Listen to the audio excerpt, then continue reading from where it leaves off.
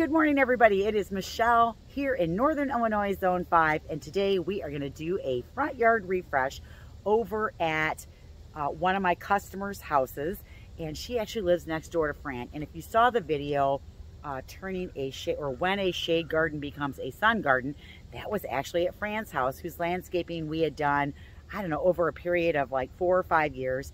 And then this is the house where the big tree came down and it changed some of Fran's garden from sun, or from shade, to sun. So we are now at Candy's house and we are going to do a front yard refresh. So as you can see, this is the old stoop and step. We'll be pulling that out. We'll be making it bigger, and we'll be putting a new one in, but we're going to be using wall brick and pavers. And then we'll be taking out this burning bush. We'll be taking out this barberry that is supposed to be red. And this is what happens to a barberry when it doesn't get enough sun. They actually revert to green.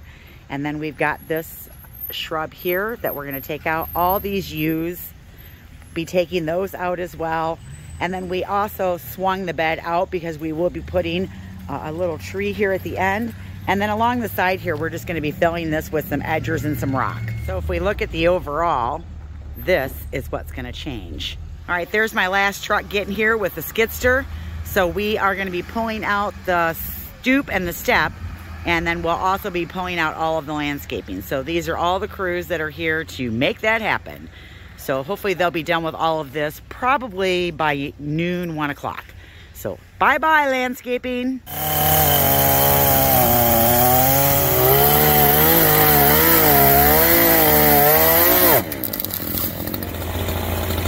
Bye-bye, ugly tree.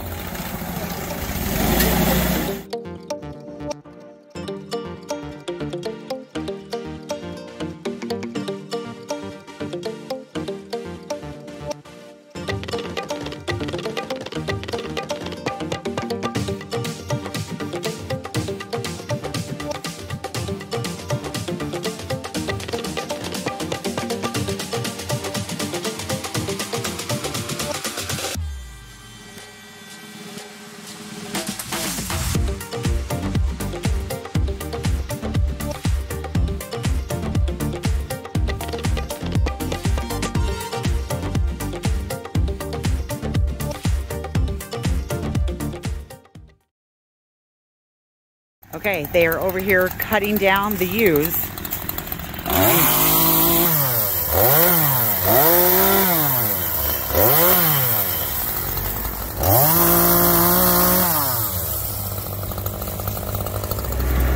Well, we have a skidster here. We might as well use it to get this big stump out instead of back digging it. So we're going to use the forks on the skidster instead.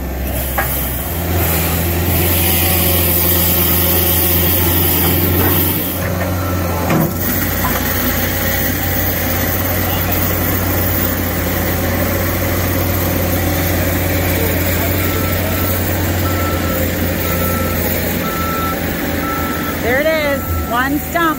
Bye-bye.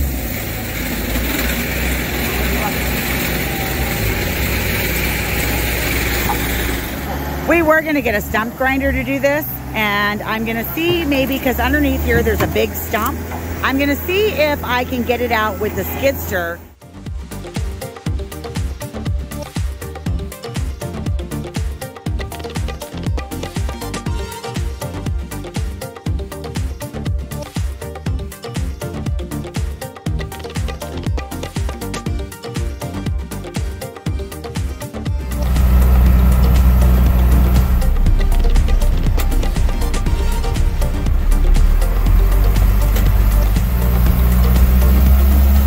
Okay, you guys, so we made it out to the nursery. We are here to find a Japanese maple and a weeping white spruce for Candy. And so those are items that, you know, I like to pick out, so I don't just like call an order in.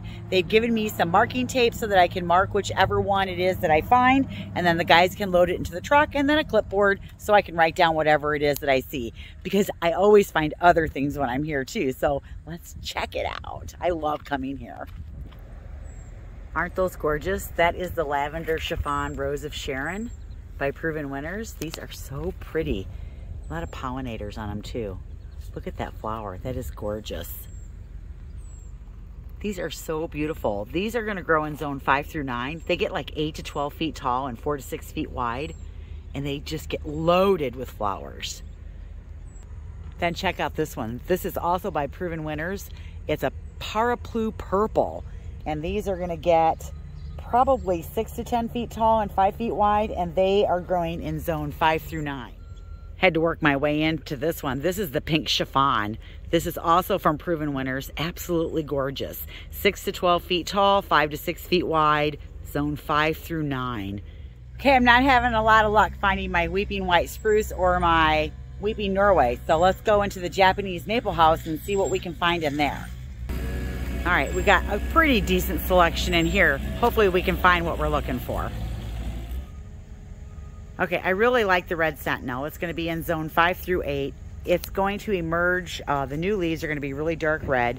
Then it gets this kind of this purple color in the summer, and then it ages again to like this scarlet color in the fall. It's like a Bloodgood, but it's a smaller version, so it's a little more columnar, so it doesn't get so wide. It's only going to grow 10 to 15 feet tall and maybe 8 to 10 feet wide, so I'm definitely looking at this one. So sometimes looking at them all, they all kind of look the same. So it's a good idea to make sure that whatever it is you're purchasing is going to fit the size that you're in. Now, the other thing with Japanese maples, where we live, it's not a good idea to site them in a northwest corner where all of the winter storms come in. They kind of need a little bit of a protected area. Even though they are zone 5, they still can be very tender. And you know, there's different ones. Like this is a Pixie. It gets deep red in the spring, but it has green tones on it through the summer, and I really don't want the green tones. So even though this is a smaller one, that's not the color scheme that I want. You know, the other one in here, there are some Bloodgoods, and those are pretty big. Then you've got your Weeping Japanese maples, and this is a Crimson Queen, but these are they're a tree, but they look like a shrub when it's all said and done, because they have that weeping habit, and they have a tendency to get wider than they do tall. It's so tempting not to bring other things back with me because everything is so beautiful, but I'm not here for anything but these 3 trees, of which 2 I'm not finding. So I didn't find a Weeping Norway Spruce or a Weeping White Spruce. I did find my Japanese maple, which we're going to go in and pay for, load it up on the truck, and then let's stop at J. Carlson's, which is a grower in Rockford that I can check out on the way back. So didn't find him here, but maybe we'll find him there. Okay, so we loaded up our Japanese maple and we're on our way back to the store. And Jason, the owner of Gertie's, I've been coming here for, I don't know, 15 years.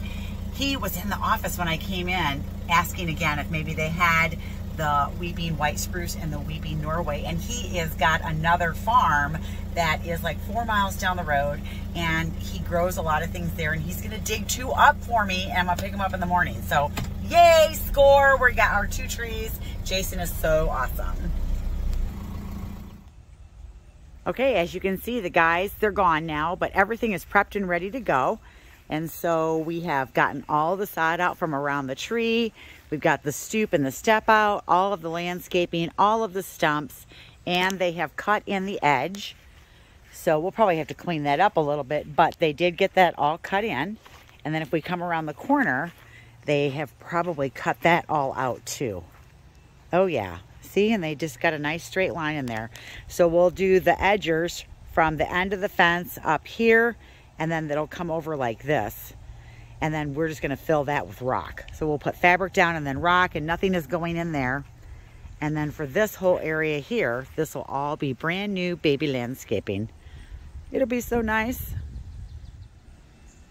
It's always interesting when you pull yews out or things that were growing right up on the house. Look at how deep this bed is. I didn't make it any deeper than it already was, but it's a lot deeper than, you know, it looked with those yews in there, because they really took up a lot of space. So we have all the prep work done, and now we're ready to go tomorrow to start the stoop and the step. We'll go get all that brick in the morning. We'll bring the flagstone over with us and the truck, and then all of the plants as well. So let's talk about the plants that we're gonna put in her bed. Now, one of the things to remember when you're doing a new gardening bed, especially in the front of your house, and you've pulled out old, overgrown things that have been there for a super long time, it looks kind of naked when you first put stuff in. So we have left room for her to be able to put pots, to put annuals while she's waiting for her new landscaping to grow. But the front is a little more structured because that's like public area. Even though it's your house, other people see it, and that's where you get your curb appeal from. And what is curb appeal? It's basically the view of your house and the perception of other people if they're standing at the street looking at your house. I apologize for the trucks. They have now closed 2 roads next to my store, which is a beautiful thing because it funnels all the traffic right next to us. But we have every truck under the sun coming by. So I'll try to catch them, and if I don't, I'm really sorry. Okay, but let's talk about what we're putting in the garden. The first 2 we'll talk about are the 2 hostas that we're putting in. This is a Miss America. It is by Proven Winners. It is going to get 19 inches tall, and it's going to grow in zone.